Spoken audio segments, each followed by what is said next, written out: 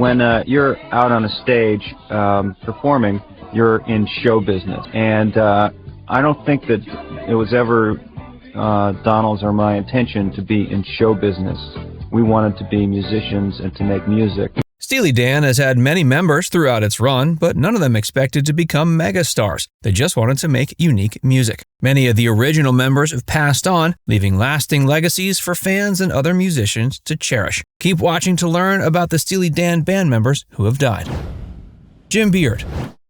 Jim Beard died at a New York hospital at age 63, March 2, 2024. He was Steely Dan's keyboardist since 2008. He had been battling illness for some time. The band confirmed his passing via a post on their website. It said, quote, "It is with great sadness that we announce the loss of our friend and colleague. Jim is survived by his mother Sarah, sister Nancy, and his brother Bill. He had 2 children, Victor and Caitlin. He was a multi-talented musician who published over 100 compositions and recorded 6 solo albums. He was also nominated for 7 Grammys. He won in 2007 as a featured performer on Smoke Skunk Funk. Along with Steely Dan, he recorded with a long list of other musicians, including Dizzy Gillespie, the Becker brothers, Diane Reeves, Michelle Ndegeocello, Tonino Horta, and Steve Vai.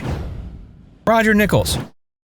Roger Nichols died of pancreatic cancer at age 66 on April 9, 2011. He was a musical engineer and producer best known for his work with Steely Dan. Roger was born in Oakland, but grew up in Cucamonga, California. That was where he recorded early works with his high school buddy, Frank Zappa. He studied nuclear physics and worked at the San Onofre nuclear plant for a time. He went into professional recording in the late 60s. Kenny Rogers and the First Edition were one of his first clients at Quantum Studios. His other prominent clients included Diana Ross, Ricky Lee Jones, the Beach Boys, Bella Fleck, Roseanne Cash, and Rodney Crowell. Rogers' association with Steely Dan began in 1971. He cut Donald Fagen and Walter Becker's first writing demos. He even engineered many of their solo projects. Rogers' albums were known for their high clarity. As Gary Katz, another producer for Steely Dan, put it, quote, "Roger made those records sound like they did. He was extraordinary in his willingness and desire to make records sound better. The records we did could not have been done without Roger. He was just a maniac about making the sound of the records be what we liked. He always thought there was a better way to do it, and he would find a way to do what we needed to in ways that other people hadn't done yet." He got 3 Grammys, including Album of the Year, for Steely Dan's 2000 album Two Against Nature.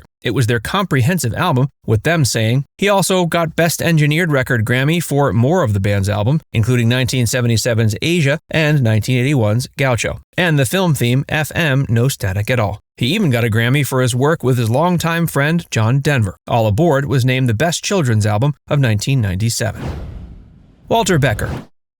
Walter Becker died at age 67 on September 3, 2017. He was the guitarist and co-founder of Steely Dan, along with Donald Fagen. He was also a major solo success. His 2 solo albums, 1994's 11 Tracks of Whack and 2008's Circus Monkey, sold more than 74,000 units. He was also there to see Steely Dan inducted into the Rock and Roll Hall of Fame in 2001. Signs of health problems started showing up in Walter's final days, though no one knew what the cause was. He couldn't attend either of Steely Dan's performances during the Classic West and Classic East concerts. It was said he had an unspecified illness, and Donald said he was recovering from a procedure, but no other details were provided. His widow, Delia Baker, released a statement about his health struggles later in life and how difficult it was to deal with his passing.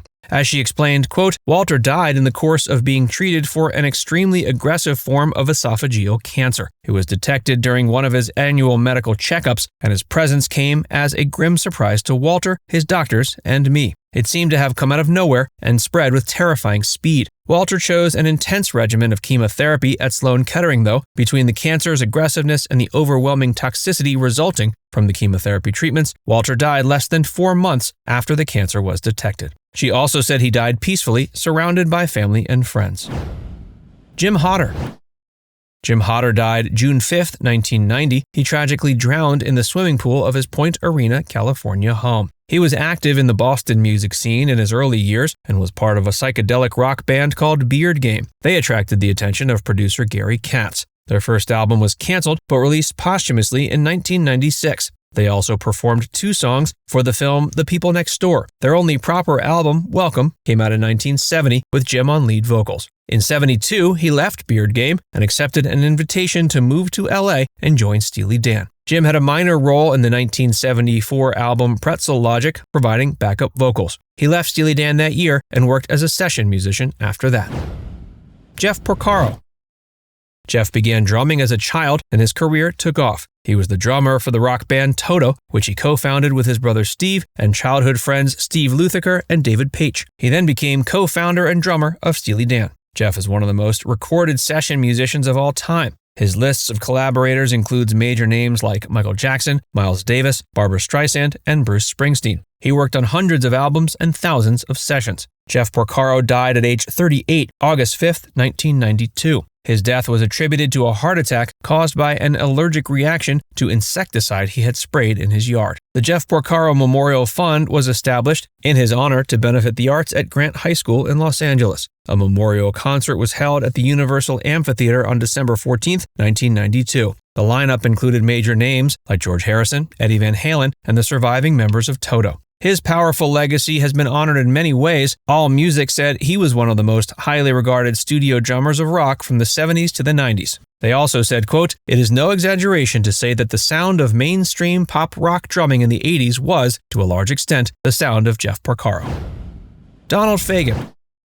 If you really want to get a sense of what we're about, it's really all contained in this CD. Probably the best thing would be to take all of the old Steely Dan albums, throw them away, get the new one, absorb that, and then buy the old ones again and that's what I was re-experience them in the context of the new one. Steely Dan's members switched in and out throughout the years, but founders Walter Becker and Donald Fagen were its most enduring mainstays. Almost all of the band's songs are credited to them in one way or another. Donald talked about how they'd worked together, saying, "They were a tight duo until Walter died. It was a major blow," with Donald saying, "Unfortunately, the loss triggered a legal battle with their estates fighting against each other." Donald is now the only surviving original member of Steely Dan. He says that if you look at the band as a business, it should make him the sole owner of all shares of Steely Dan Inc. Walter's estate objects and said they should still split it 50-50. Donald gave some personal insight into this ongoing legal battle in a recent Rolling Stone interview. He said, quote, "Decades ago, when we started the band, Walter and I had a contract, and it was a really simple thing that a lot of bands have. If someone resigns or is fired or dies, they sell their rock and roll stock back to the company. So we signed this thing, and it ended up being that Walter and I were the remaining partners,